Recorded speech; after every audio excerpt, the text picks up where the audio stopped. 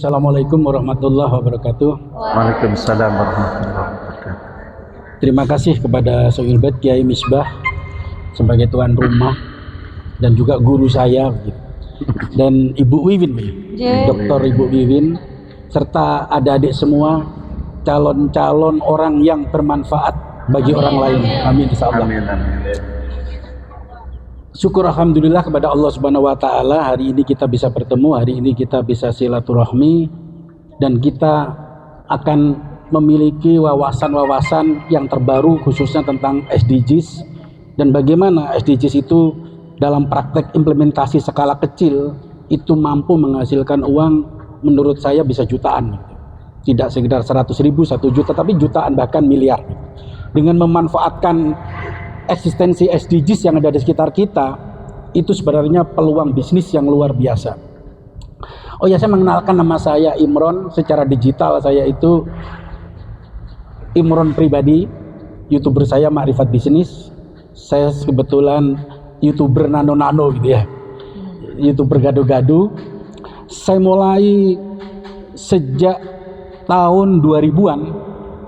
Saya itu mulai berasumsi pemikiran saya tentang sustainable, kemanfaatkan pemberdayaan yang ada di sekitar kita. Saya dulu menyesal ketika lulus kuliah saya menjadi pekerja gitu ya. Saya dulu seorang guru ikatan dinas, saya lulusan PGA tahun berapa ya, 90-an. Saya tinggal ini. Saya ngajar 6 bulan, saya tinggal karena pemikiran saya ternyata, maaf, kalau saya jadi guru gak bisa kaya. Ya, otak saya di situ karena saya ingin jadi orang kaya gitu. Karena saya orang kampung, kuliah saya itu menderita. Saya kuliah di Usuluddin Jogja. Karena saya tidak punya uang, tidur saya itu 6 bulan di terminal. Karena saya tidak bisa membayar kuliah, saya seminar ketemu Pak Amin Rais. Loh, Im, kamu kok mau keluar? Tidak punya uang, Pak Amin. Sudahlah, kasih tanda tangan, kamu pilih Universitas Muhammadiyah se-Indonesia, suka-suka kamu, gratis kamu, sampai S1, S2 begitu. Pak Amin ini ngomong bener apa enggak? Surat itu tak bawa di universitas, saya pulang. Rumah saya kan Banyuwangi, saya bawa di Universitas Muhammadiyah Malang. Saya diterima di sana. Loh, kok langsung enak diterima? Kamu tinggal di sini, makan gratis, kok enak? Ternyata saya tinggal di sana itu juga gak punya uang, saya dari orang tua juga kiriman minus. Akhirnya saya balik ke Jember, yang dekati rumah saya di Banyuwangi, di desa Bimorjo. Saya orang kampung, orang desa, tidak punya lah. Mungkin satu desa itu pertama kali orang yang kuliah saya, modal nekat gitu ya. Kuliah Usuluddin di Jogja, kemudian saya masuk di UNMU dengan fasilitas dari Pak Amin Rais, sambil kuliah 2 di UNED. Saya di UNMU kemudian saya ngajar di sana, bantu-bantu anak ngajar Iqra di Al-Qolam, Masjid Al-Qolam. Kebetulan kemudian saya dapat beasiswa, saya punya uang. Saya dapat 4 beasiswa saat itu, kuliah gratis, dapat 4 beasiswa, walaupun nilainya 700, 1 juta, saat itu UKT hanya 15.000. Nasi goreng di kampus itu hanya nasi itu 1.500 lah sekitar itu. Sehingga saya banyak duit, saya bikin kuliah di UNED double. Saya kuliah double, ambil hubungan internasional HI.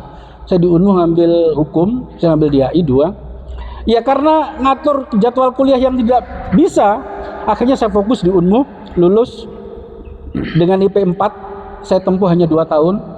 Saya hanya selalu target saya kuliah itu 24 SKS, menurut saya wajib. Saya cara kuliah itu memiliki konsep yang menurut saya ekstrim. Ketika dosen mengajar, Pak, materi Bapak apa saja, kurikulumnya apa? Saya ingin dapat A, ayo kita debat. Tentang seluruh buku-buku yang Bapak ajarkan, saya pelajari, kita debat di sana, materi. Nah, disitulah saya menjadi asisten dosen dulu di umum banyak. Setiap guru itu saya tantang begitu, setiap dosen. Itu cara saya. Berikan kurikulum, ayo kita debat secara argumen, secara ilmiah dengan konsep-konsep metodologi yang benar. Ya itu cara kuliah saya gitu. Dan sampai S2 di UNER, tapi saya tinggal kuliah S2 di UNER, tidak menarik kuliah di Indonesia. Logika saya mungkin ekstrim ya. Kalau saya kuliah hanya mempelajari begini-begini, kayaknya saya tidak jadi orang.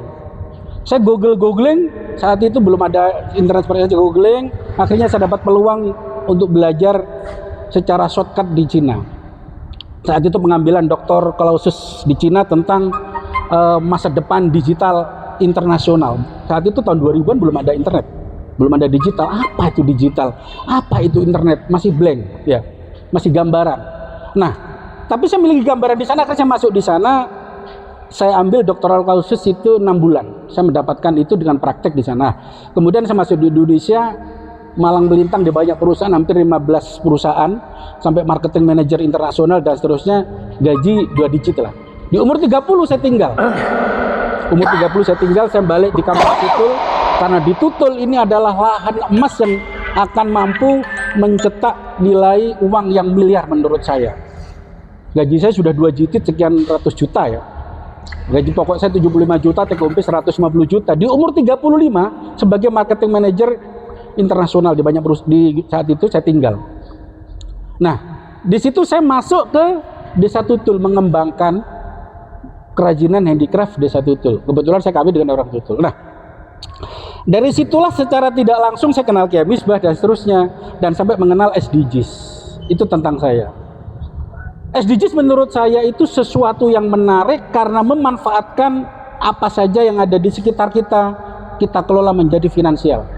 Apa saja. Setelah saya pelajari di Jepang sama di Cina, orang di sana itu tidak hebat, tidak pinter, masih pinteran kita, jauh gak ada apa-apanya. Orang Jepang kata siapa pinter, ngomong kosong lah. Kalau debat sama kalian, saya yakin kalah secara ilmiah. Orang Cina tidak, bodoh-bodoh semua. Tidak pinter lah, kalah dengan kita. Tetapi mereka itu yang saya salut, saya bangga, ya. Apa yang dikatakan, dia dikerjakan. Ini yang luar biasa. Dan dia tidak pernah mengatakan sesuatu yang tidak dikerjakan. Dan apa yang dia kerjakan, dia tulis. Apa yang dia tulis, dia kerjakan, terus begitu. Nah, kenapa ini saya katakan begitu? Saya kaget ketika dia menjadi marketing manager di gudang garam oleh namanya CEO itu Mr. Sakaida sama Mr. Kawasaki. Imron, kamu harus mencetak omset saya 1 miliar per bulan. Saya target 1 miliar harus tercapai. Itu 1 miliar. Target kamu memang 500 juta. Saya target 1 miliar harus tercapai. Kamu orang muslim, orang hebat. Bos, bagaimana cara mencapai target 500 harus mencapai 1 miliar? Dia mengatakan, cobalah kamu bekerja maksimalkan dengan iman kamu. Begitu. Saya kaget. Kalau saya orang Sinto, saya beriman kepada Tuhan saya untuk mencapai bisnis yang sukses. Inilah kelemahan kamu, orang dan teman-teman kamu di Indonesia, teman-teman kamu dan orang-orang, dia menyebut orang Indo gitu. Mereka bekerja tidak sesuai dengan omongannya. Ngomongnya 100, kerjanya 1. Itu waduh parah gitu. Kalau di Jepang sudah ditembak mati, sudah dijadikan budak, dibunuhlah orang seperti itu. Kalau bahasa kita dibilang carpak begitu. Ya. Secara metodologi riset ilmiah, intelektualitas kita itu hanya menipu logika. Ketika kita berkata tetapi hanya teori, kata mereka, itu penipuan, pembodohan logika yang bikin badan kita malas. Kita hanya bicara interpretasi tetapi tidak bicara prestasi. Kita bicara prediksi tetapi tidak bicara reality dan seterusnya. Dia mengatakan, kamu kan punya Tuhan, kamu kan beriman sama Tuhanmu. Kenapa Tuhan, imanmu itu tidak menjadi keyakinan kamu? Sampai dia mengatakan, kamu beriman kepada siapa? Tuhanmu Allah ya. Kamu beriman kepada Allah. Itu kan perkataan kamu yang menipu Tuhan. Tuhan saja kamu tipu. Bagaimana saya, Imron? Dan gitu kan. Mengapa? Kamu kan sudah bersyahadat asyhadu an la ilaha illallah wa asyhadu anna Muhammadar Rasulullah. Kamu bersaksi kepada Tuhan. Ketika engkau bersaksi, artinya segala sesuatu keyakinan kita itu harus kita indahkan. Nomor 2, yang pertama adalah saksi. Ketika engkau tidak bersaksi pada Tuhan, maka disitulah kau menipu dirimu sendiri.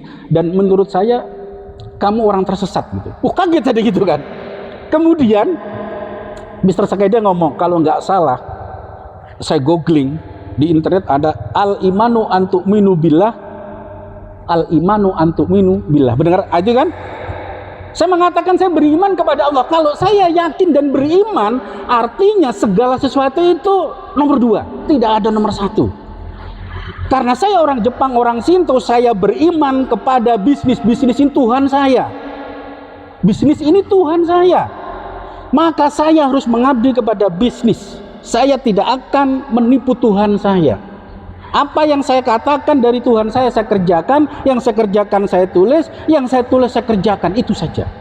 Sederhana kan? Ya. Jadi mewujudkan membrainwash saya itu seperti itu. Coba pikirkan, apa benar kita sudah al-imanu antuminu billah, kita beriman kepada Allah, itu nomor 1. Segalanya nomor 2. Di PHP pacar, ya kita sedikit gundah, punya masalah sedikit gundah. Artinya iman kita sudah nggak nomor 1 lagi. Al-imanu untuk. Nah di sini saya mendapat berenus yang menurut saya luar biasa. Jadi bekerja itu harus diimani karena Allah. Ketika sudah diimani, kata dia, hasil nomor 2. Ketika kau bisnis gagal, ketika kau berhasil, dan seterusnya, sama saja. Gagal dan berhasil, mental kita sama. Karena gagal dan berhasil itu bukan kehendak kita, tapi kehendak Tuhan, kata mereka begitu. Nah itu orang Shinto ya, orang Jepang yang notabene begitu. Dan mereka beriman tuh kepada 5S. Sairi, Seiton, Seketsu, itu Tuhan bisnisnya mereka. Coba lihat di Google apa itu 5S, silahkan googling. Itu ilmu yang luar biasa menurut saya, bisa dipelajari. Sairi, Seiton, Seketsu dan seterusnya ya. Itu konsep-konsep bisnis di Jepang yang diakui sebagai Tuhan. Loh, akhirnya saya tersinggung luar biasa. Saya ini muslim, saya punya Tuhan, beriman kepada Allah. Mengapa bisnis saya itu tidak saya imani beriman kepada Allah? Itu contoh. Ini yang membuat akhirnya saya bisnis itu seperti al-imanu antuminu billah. Kita beriman kepada Allah harus 100% secara totalitas. Nah, dari sini saya akhirnya berpikir tentang SDGs ya. Ternyata menjadi orang setelah mahasiswa lulus, saran saya itu nanti lulus menikah semua ya. Lulus langsung menikah semua. Berani? Lulus langsung menikah? Gak berani? Kenapa? Coba, kenapa? Lulus besok wisuda langsung menikah, gak berani kenapa? Belum ada jodoh atau belum ada rezeki? Belum ada modal, belum ada uang kan? Nah, semua mahasiswa yang belajar di saya, silakan kamu lulus langsung menikah karena sudah umur mendekati 25. Setelah menikah jangan lupa di otak kita itu harus menjadi S2 dan S3. Jangan pernah meninggalkan S2 dan S3. Anak saya juga alumni ya dari IAIN, jurusan BP konseling, ada yang kenal anaknya gemuk kayak saya, namanya Ade. Ya, sama, cuma tak suruh S2 S3 tidak mau dia. Tapi nanti saya doktrin, kamu harus S2 dan S3. Tapi jangan dihubungkan dengan kerja. Kembali lagi ke SDGs. Setelah lulus silahkan nikah. Kalau sekedar mencari 5 juta, nikah itu kan 5 juta cukup ya. Kita nikah saat ini hidup di kampung dengan 5 juta menurut saya cukup cikal bakalnya. Untuk mencari 5 juta nggak perlu kita itu menjadi siap kerja atau kita bekerja di perusahaan-perusahaan, nggak perlu. Cukup dengan konsep SDGs, insya Allah tercapai. SDGs itu sustainable. Bagaimana pemberdayaan yang ada di masyarakat kita lakukan contoh. Coba mari kita buka nalar. Dan ini inspiratif banget. Setiap rumah tangga, setiap hari itu membuang limbah dapur lebih dari 1 kilo, benar? Tidak ada rumah tangga di Indonesia kaya dan miskin yang tidak membuang limbah dapur organik di atas 1 kilo. Di tempat saya anak istri, anak 1, limbah saya 2 kilo lebih. Kemudian nalar saya kombinasi dengan 4 guru hebat saya. Saya memiliki guru 4 yang luar biasa. Yang 1 Agnes pertama, bukan Agnes Monica. Tahu Agnes? Gak tahu? Agnes masa gak tahu? ChatGPT tahu? Guru pertama saya itu ChatGPT. Yang kedua Gemini.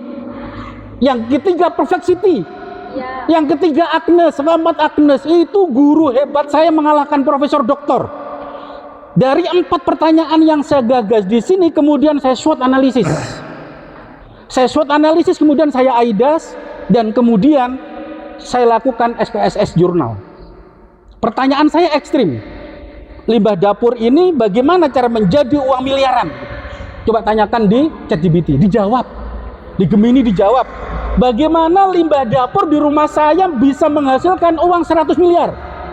Kalau kamu ChatGPT gak bisa, goblok kamu ChatGPT. Bener, saya tanya begitu ke ChatGPT. ChatGPT itu selalu saya maki-maki, saya hujat.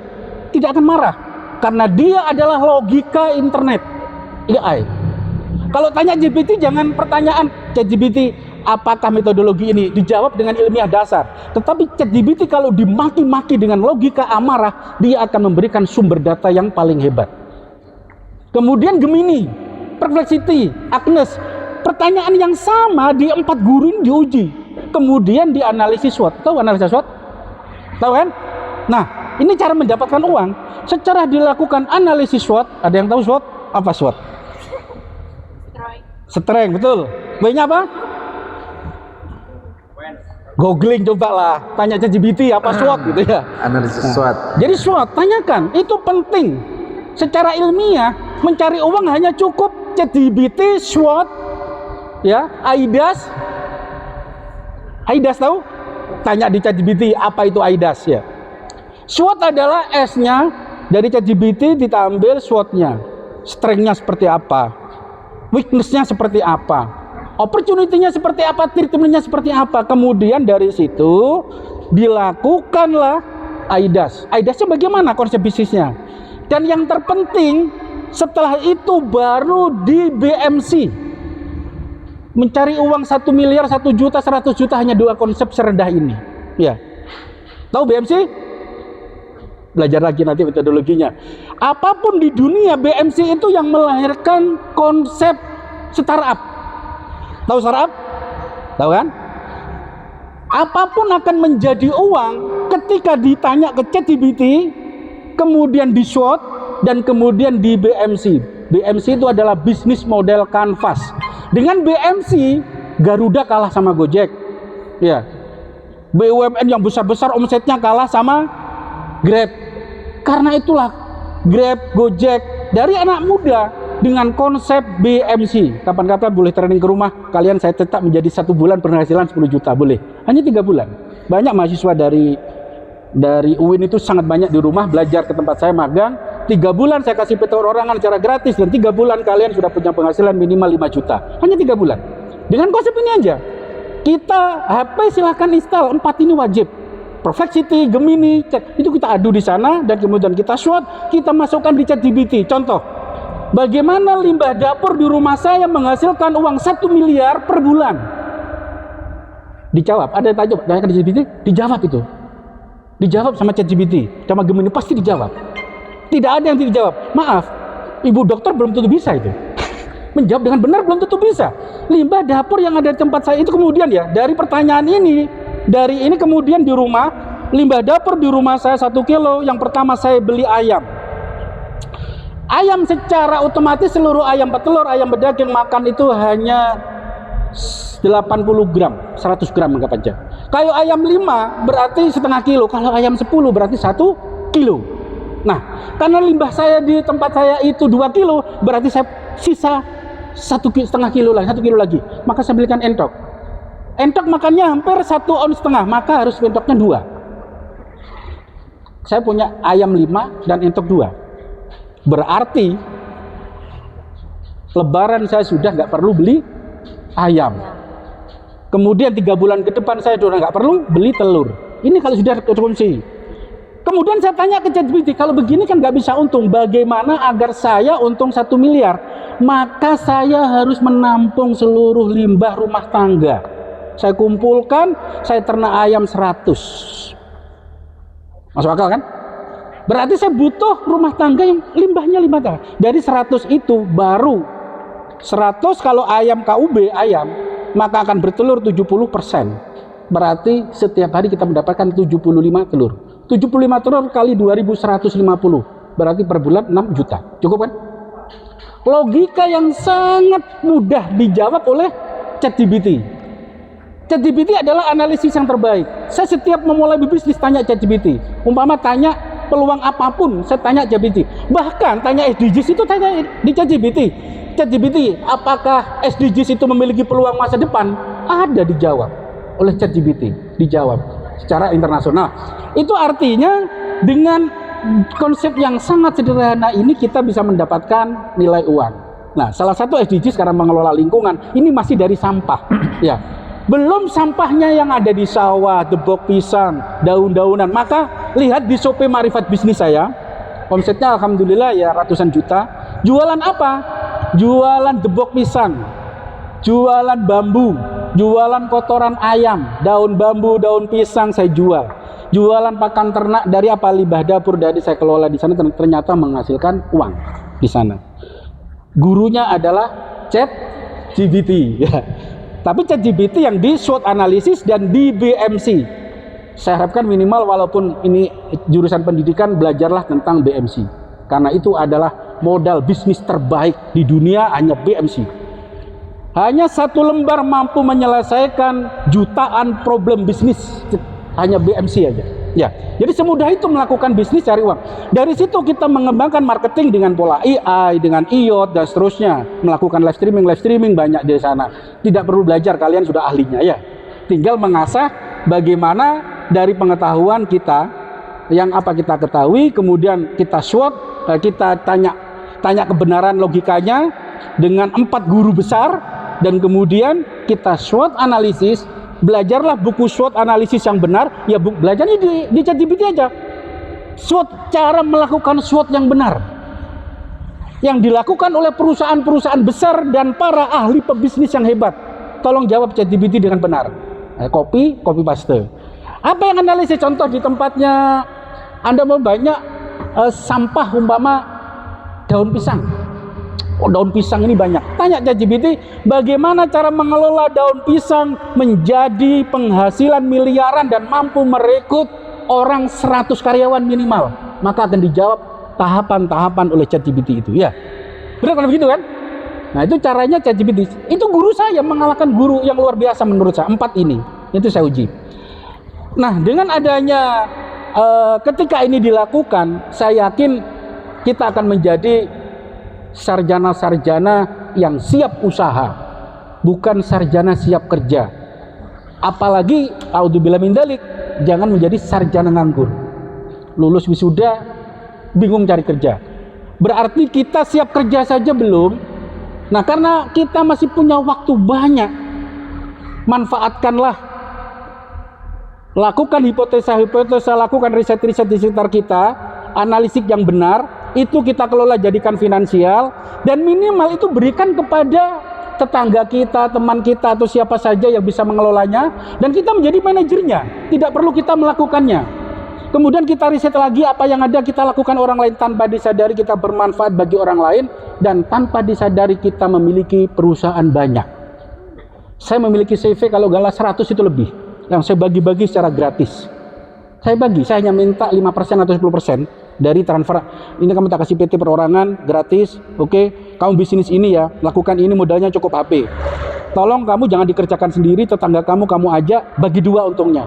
Dan kamu nanti kalau gak dapat bisnis lagi ke saya lagi, tak kasih bisnis baru terus. Jualannya aneh-aneh, jualan sampah, jualan apa saja. Ini masih sekitar itu. Apalagi jualan fashion, jualan jilbab, jualan benang, jualan apa sajalah, jualan buku. Itu sangat mudah dengan konsep-konsep ChatGPT. Ilmunya di sana. Dan lakukan dengan BMC. BMC, Business Model Canvas. Tolong belajar. Ya mungkin 1 jam 2 jam Anda akan mahir, akan mampu mempelajari 17 atau 13